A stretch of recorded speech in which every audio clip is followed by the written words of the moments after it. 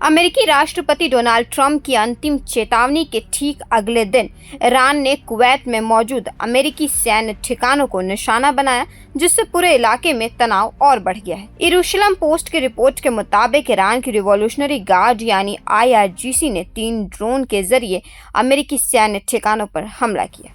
इसके बाद कुवैत और इराक के बसरा प्रांत में भी जोरदार धमाकों की खबरें सामने आई। वहीं ईरानी मीडिया ने भी कुवैत में हुए विस्फोटों की पुष्टि की है।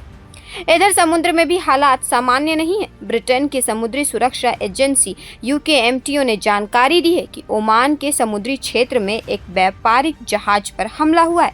हालांकि इस बीच एक राहत की खबर भी सामने आई है। रिपोर्ट्स के मुताबिक ईरान और ओमान के बीच स्ट्रेट ऑफ हॉर्मुज के संचालन को लेकर बातचीत चल रही है और जल्द ही किसी अस्थायी समझौते की घोषणा हो सकती है। अब सवाल है कि हॉर्मुज स्ट्रेट इतना महत्वपूर्ण क्यों है? दरअसल दुनिया का बड़ा हिस्सा कच्चा तेल इसी समुद्री रास्ते से होकर गुजरता है।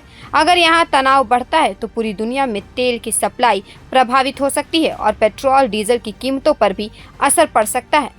लेकिन इस बार एक दिलचस्प बात भी देखने को मिली। तनाव बढ़ने के बावजूद अंतर्राष्ट्रीय बाजार में कच्चे तेल की कीमतों में गिरावट जारी रही।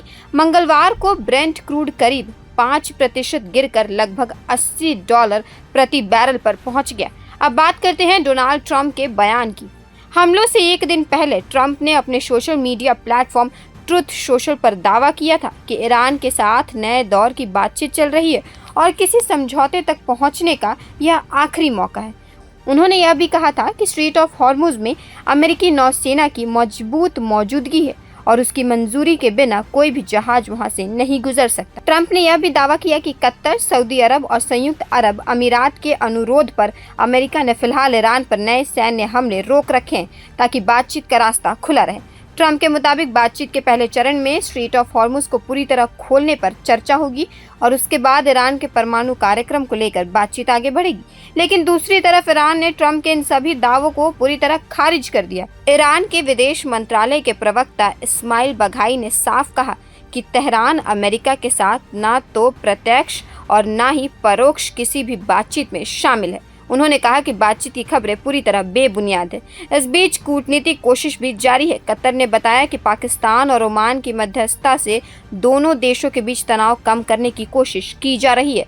कतर के विदेश मंत्रालय के प्रवक्ता माजिद अल अंसारी ने कहा कि दोनों पक्षों के बीच लगातार प्रस्तावों का आदान प्रदान हो रहा है और बातचीत आगे बढ़ाने की कोशिश जारी है। उधर अमेरिकी वित्त मंत्री स्कॉट बेसेंट ने उम्मीद जताई है कि स्ट्रेट ऑफ हॉर्मुज को सामान्य रूप से खोलने को लेकर जल्द प्रगति हो सकती है। अब सबसे बड़ी बात, रॉयटर्स की रिपोर्ट के मुताबिक ईरान और ओमान के बीच हॉर्मुज स्ट्रेट के संचालन को लेकर नई बातचीत चल रही है। ईरान चाहता है कि जो जहाज हॉर्मुज स्ट्रेट में प्रवेश करे उन पर उसका नियंत्रण हो और बाहर निकलने वाले जहाजों की निगरानी का अधिकार भी उसे मिले।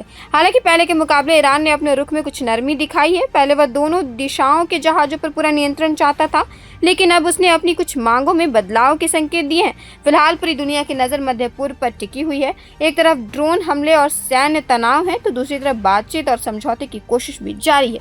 अब देखना होगा कि आने वाले दिनों में अमेरिका और ईरान बातचीत का रास्ता चुनते हैं या फिर यह तनाव एक बार फिर बड़े संघर्ष का रूप लेता है। फिलहाल के लिए इस खबर में इतना ही। ऐसी तमाम बड़ी अपडेट्स के लिए देखते रहें प्रभात खबर। धन्यवाद।